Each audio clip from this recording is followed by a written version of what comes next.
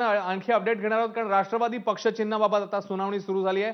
4 ते 6 ही आजची वेळ आहे। दोन्ही गटाचे वकील तिकडे उपस्थित आहेत। शरद पवार गटाकडून स्वतः शरद पवार, त्यानंतर जितेंद्र आव्हाड, वंदना चव्हाण हे सगळे नेते उपस्थित आहेत। तर अजित पवार गटाचा कोणताही नेता तिकडे उपस्थित नाहीये सध्याची ही माहिती। युक्तिवादाआधी कागदपत्र सादर करण्याची प्रक्रिया झाली आणि आता युक्तिवाद सुरू झालेला आहे। साधारण 4 वाजून 37 मिनिटं झालेली आहेत आणि आता तिकडे युक्तिवादामध्ये नेमके कोणते मुद्दे समोर येतात पाहणं महत्त्वाचं आहे। घटनेच्या आधारे काय काय गोष्टी योग्य आहेत ते अजित पवार गट सध्या मांडतोय।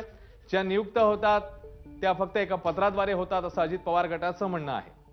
त्यामुळे अजित पवार गट आता स्वतःचा दावा सादर करतोय। जसं प्रशांतनी सांगितलं, जो गट याचिका घेऊन गेलेला आहे निवडणूक आयोगात तो पहिला आर्ग्यू करत असतो, त्यांचा युक्तिवाद पहिल्यांदा होत असतो आणि आता हा युक्तिवाद सुरू झालाय।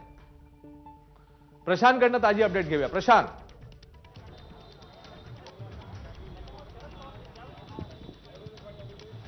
साहजिक आहे की हा सगळा युक्तिवाद जो आहे तो पक्षाच्या घटनेच्या आधारावरती असतो। जसं सुप्रीम कोर्टामध्ये जे युक्तिवाद होतात, ज्या केसेस असतात, त्या सगळ्या लढताना भारतीय संविधान हा सगळ्यात महत्वाचा गाभा असतो। त्याची सगळी कलमं, त्याच्या इतर सगळ्या गोष्टींवरतीच युक्तिवाद आधारलेला असतो आणि त्याच पद्धतीनं निवडणूक आयोगामध्ये जेव्हा केस येते तेव्हा पक्षाची घटना हा सगळ्यात महत्वाचा ऐवज ठरतो आणि त्याच दृष्टीनं त्याच आधारावरती हे सगळे युक्तिवाद जे आहेत ते आता सुरू आहेत।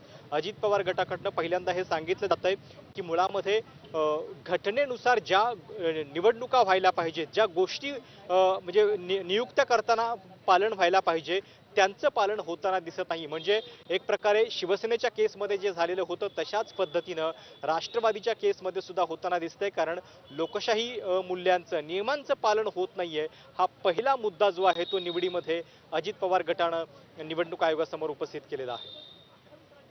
म्हणजे प्रशांत, त्यांना थेट एक प्रकारे प्रदेशाध्यक्ष असतील किंवा पक्षाचे अध्यक्ष असतील यांच्याच नियुक्तीवर एक प्रकारे आक्षेप घ्यायचा अजित पवार गटाला हे सांगून?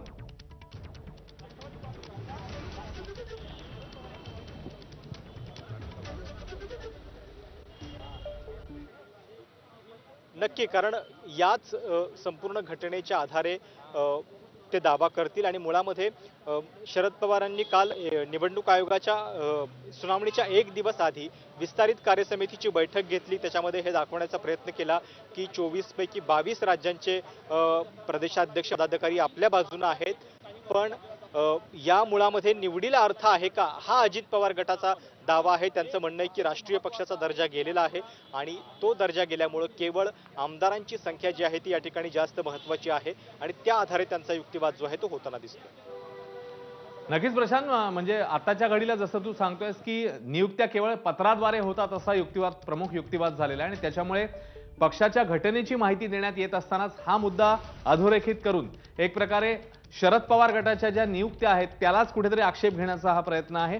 युक्तिवादाआधी कागदपत्र सादर करण्याची प्रक्रिया झाली आणि त्याच्यानंतर हा युक्तिवाद सुरू झालाय। प्रशांत,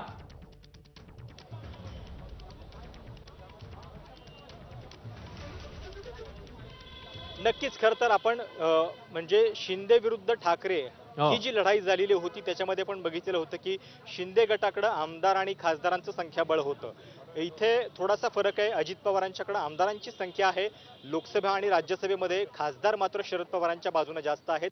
अर्थात ती संख्या शिवसेना इतकी मोठी राष्ट्रवादीची नाहीये, पण तरी सुद्धा म्हणजे आमदारांच्या बाबतीत अजित पवार गट जो आहे तो असं म्हणतोय की महाराष्ट्र आणि नागालँड म्हणजे जर आमचा राष्ट्रीय पक्ष उरलेला नाही आता तर ज्या ठिकाणी आमचे आमदार आहेत त्या दोनही ठिकाणचे आमदार हे आमच्या बाजूने आहेत आणि त्यामुळे ही गोष्ट जी आहे ती जास्त महत्त्वाची आहे। दुसरं त्यांचं म्हणणं आहे की पक्षाची जी घटना आहे त्याची प्रक्रिया किंवा त्याचं पालन जे आहे ते नियुक्त्यांच्या मध्ये पूर्णपणे होताना दिसत नाहीये आणि त्याद्वारे झालेल्या ज्या निवडणुका असतात त्याच फक्त महत्त्वाच्या आहेत हे सुद्धा या ठिकाणी सांगण्याचा प्रयत्न केला जातोय। नक्कीच प्रशांत, म्हणजे सध्याच्या घडीला अजित पवार गट हे सांगण्याचा प्रयत्न करतोय, हे दर्शवण्याचा प्रयत्न करतोय की इकडे आमदारांची संख्या जास्त महत्त्वाची आहे आणि जो मुद्दा आपण मगाशी बोललो त्याच्यामुळे याच्या पुढच्या युक्तिवादामध्ये कदाचित एकूण आमदार कोणत्या गटाकडे किती आहेत ही संख्या येणाऱ्या काही मिनिटांमध्ये किंवा आजच्या सुनावणीमध्ये आपल्याला स्पष्ट होऊ शकते का प्रशांत?